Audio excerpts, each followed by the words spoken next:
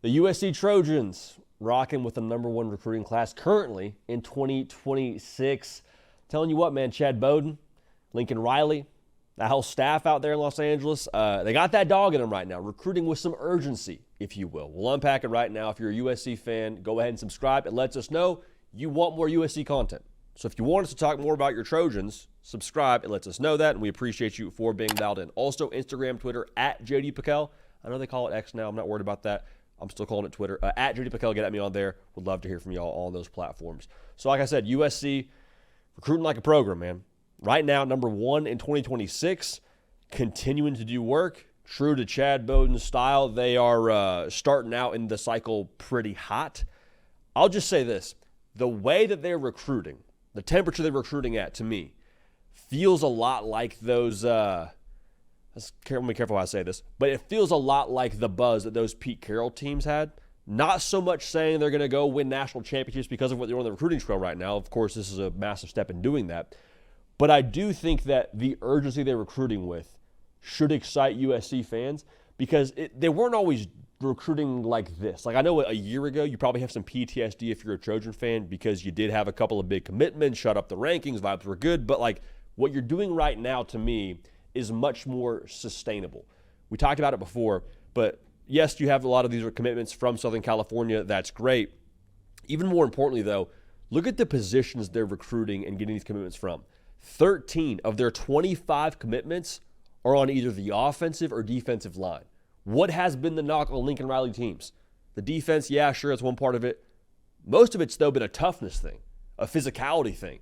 Especially in the Big Ten, if you want to win conference championships, you have got to have big human beings up front to compete with the Michigans, the Ohio States, the Iowas, the Nebraskas. You've got to have those guys, man. And if you don't, you're going to get pushed around.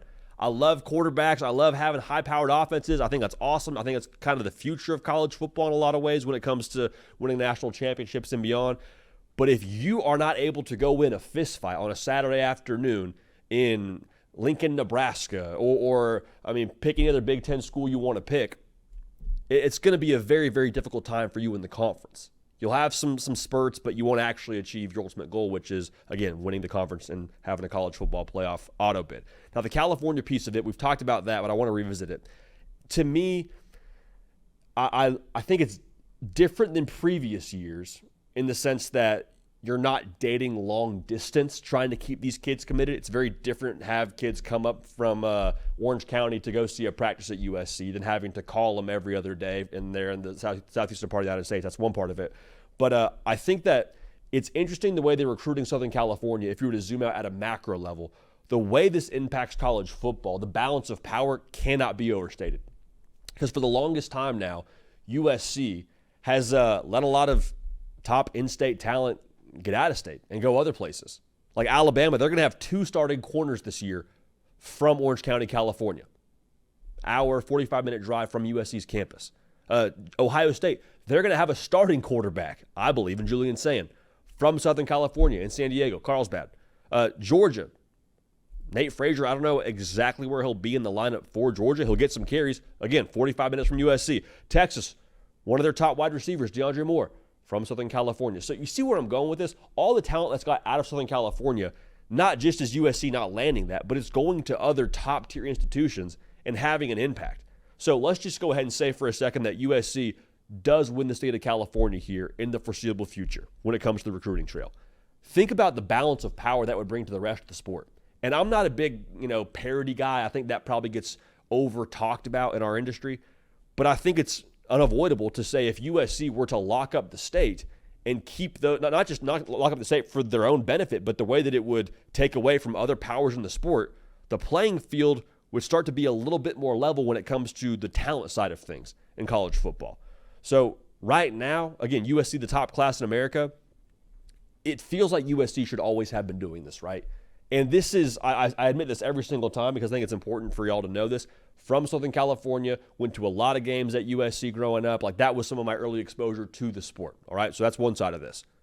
But I also think now the brand for USC, a lot of kids grew up all over the United States and saw Reggie Bush scoring touchdowns, saw Matt Leinart winning Heisman's, saw Pete Carroll hoisting the Crystal BCS trophy. Like I think that overall the brand at USC still has a lot of power.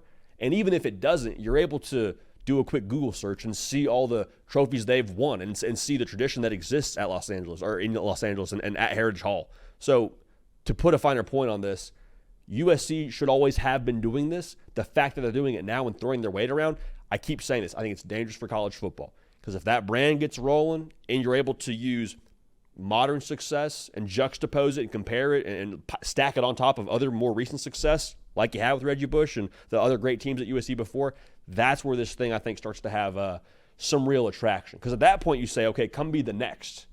Come stack on top of this. And it's not a thing we're pointing back to early 2000s, come win another national championship. It's like, no, come be a part of this next team to win a national championship in the 2020s, so on and so forth. So this is not necessarily a surprise so much to us because of talking to Chad Bowden and just the way that guy is absolutely dialed in. But want to hear from y'all. Want to hear your takes on this when it comes to USC and how they're recruiting. Right now, the number one class. I don't think it's about finishing number one for them, but to have this momentum, have the sustainability in the state, it's a good sign for Trojan fans. Appreciate y'all. Love y'all. We're going to keep this party rolling, and we will see y'all next time.